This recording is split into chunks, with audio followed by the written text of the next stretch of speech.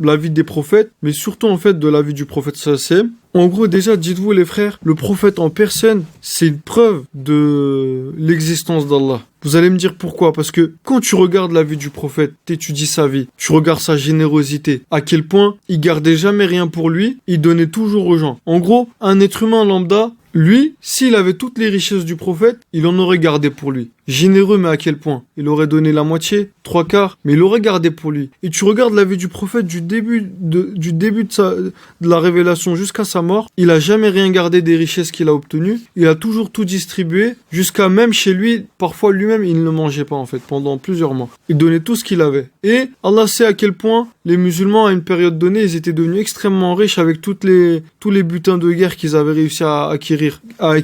Ou alors quand tu regardes en fait le zeu du prophète en fait, à quel point il avait renoncé à ce bas monde. Ils lui ont dit: oh Mohammed, tu nous déranges beaucoup avec ton message, ta nouvelle religion. Nous on te propose un deal. On te donne, c'est de l'argent que tu veux, on te donne autant d'argent que tu veux. C'est te marier que tu veux, on te marie avec les plus belles femmes de la Mecque. C'est quoi que tu veuilles, voilà, demande-le nous, on va te le donner, mais s'il te plaît, en gros, arrête de prêcher l'islam. Arrête d'inviter les gens à croire en Allah, sans rien lui associer. Et là, le prophète, il a dit quoi? Regardez, la preuve qu'en fait, il poursuivait pas des intérêts mondains.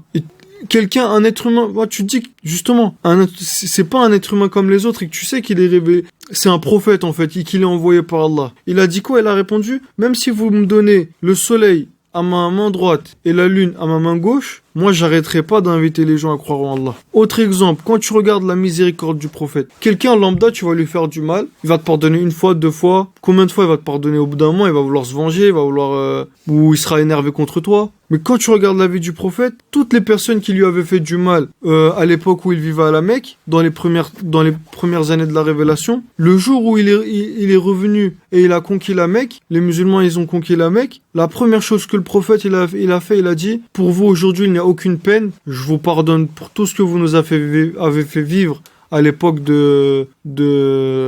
à l'époque où on était encore ici. Parce que en fait, les musulmans, ils étaient boycott, ils avaient pas le droit de manger, ils avaient pas le droit de boire, on leur vendait pas à manger, on leur vendait pas à boire, on leur rendait la vie extrêmement difficile, on les torturait. Des fois, le prophète, il sortait de chez lui, il y avait des épines par terre, on lui mettait des épines par terre pour que il saigne des pieds. Des fois, quand il faisait la prière, on lui a mis, vous savez, la partie du corps où c'est quoi? C'est les intestins où il y a les défections en fait, il y a les déchets du corps humain qui sont stockés là. Ils ont pris ça, les idolâtres, les mouchriks, et ils ont mis ça sur le dos du prophète pendant qu'il faisait la prière devant la Kaaba, etc. Tout ce qu'ils lui ont fait vivre, lui il a pas dit: ouais, aujourd'hui je vous fais la misère, vous êtes tous morts. Et il aurait pu, parce qu'il est conquérant, il a gagné, il est chef, mais il a dit quoi? Aujourd'hui pour vous il n'y a aucune peine, etc. Je vous pardonne. Pourquoi? Lui il a invité les gens à Allah, il a invité les gens à un paradis éternel, à un enjeu beaucoup plus important en fait, beaucoup plus précieux. Et c'est là que tu comprends et tu te dis: ça peut pas être quelqu'un qui fait du sevi, quelqu'un qui ment, quelqu'un qui son but c'est l'argent. Du début jusqu'à la fin il a vécu humblement. Du début jusqu'à la fin tout ce qu'il a fait c'était faire preuve de grande moralité. Il pardonnait, il donnait à gogo, il voulait rien de ce bas monde, etc.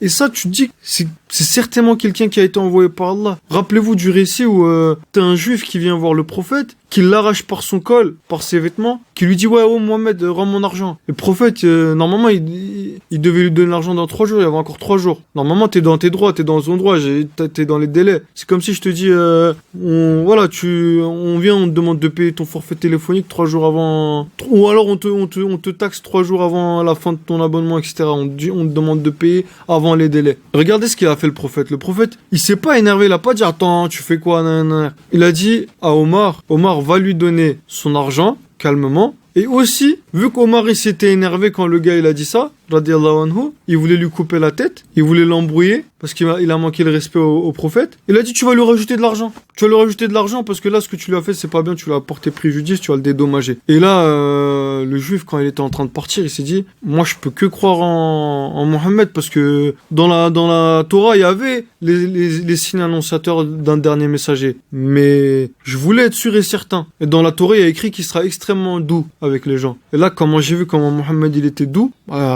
ça il a dit: ashhadu an la ilaha illallah wa ashhadu anna muhammadan abduhu wa rasuluh. Et encore les frères, vraiment à maintes reprises, c'est vraiment quand tu étudies la vie du prophète, tu te rends compte que ça peut pas être un être humain qui cherche des intérêts mondains. Et que c'est quelqu'un qui a été envoyé pour transmettre le message et que c'est un prophète, en fait. Mais bon, ça, on va pas trop s'attarder. C'est justement quand tu étudieras la vie du prophète que vraiment tu comprendras ça, en fait. Et ça, rappelez-vous du rappel on avait fait sur le comportement du prophète. C'est vraiment ça, ce cours, il va vous aider à comprendre à quel point c'est un prophète et que c'est pas une personne qui cherchait des intérêts mondains et que, etc., etc. Autre chose, basée sur la vie du prophète. Il savait des choses que, à son époque, tu peux pas savoir, frère. Je vous donne un exemple. Son petit-fils Hussein, non, je crois que c'est Hassan ou Hussein. C'est son petit-fils Hassan, je viens de me rappeler. Le prophète, il a dit à tous ses compagnons, à un moment donné, il y avait des compagnons, il a dit, vous voyez mon petit-fils, viendra un jour où, lui, il va faire un truc tellement bien, tellement grand, que les musulmans, ils vont se réunir. Donc déjà, ils vont se diviser, et qu'après, Hassan, il va faire quelque chose qui vont se réunir. Après que le prophète, il est mort, 30 ans après, Hassan,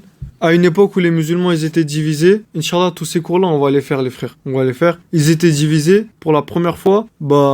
Hassan, il a réglé le conflit en transmettant l'étendard du califat, en transmettant le califat au compagnon radiallahu anhu Muawiyah radiallahu anhu, et qui a fait que les musulmans, ils ont réussi à se réconcilier. Ils se sont tous unis derrière Muawiyah, et en gros, il a rétabli la concorde entre les frères, en fait, dans la communauté, en fait. Là, tu dis comment le prophète, il a pu deviner ça? Il a pu deviner tout ça, en fait, tout ce processus. Autre chose. Pourquoi? Parce qu'en fait, lui, c'est Allah qui lui révélait les choses. Il s'inventait pas, tu vois. Il inventait pas des choses. Il peut pas inventer. Autre chose, le fameux hadith où le prophète sallam, exemple, il dit, viendra une époque où Istanbul, Constantinople à l'époque, deviendra musulman. Et il dit, quel beau capitaine, voilà, le commandant quel beau commandant, le commandant de cette armée, et voilà, quelle belle armée, l'armée de ce commandant, tu vois. Et en 1453, les musulmans, les frères, ils ont conquis Constantinople, et c'est devenu une ville musulmane. Et après, ils ont appelé ça Istanbul. Et tu dis, le prophète, à son époque, il l'a annoncé, en fait. À maintes et maintes reprises, en fait, quand tu regardes les paroles du prophète, il va te donner des choses sur l'avenir que, vas-y, tu devines une fois, 2 fois, 3 fois, mais pas à ce point.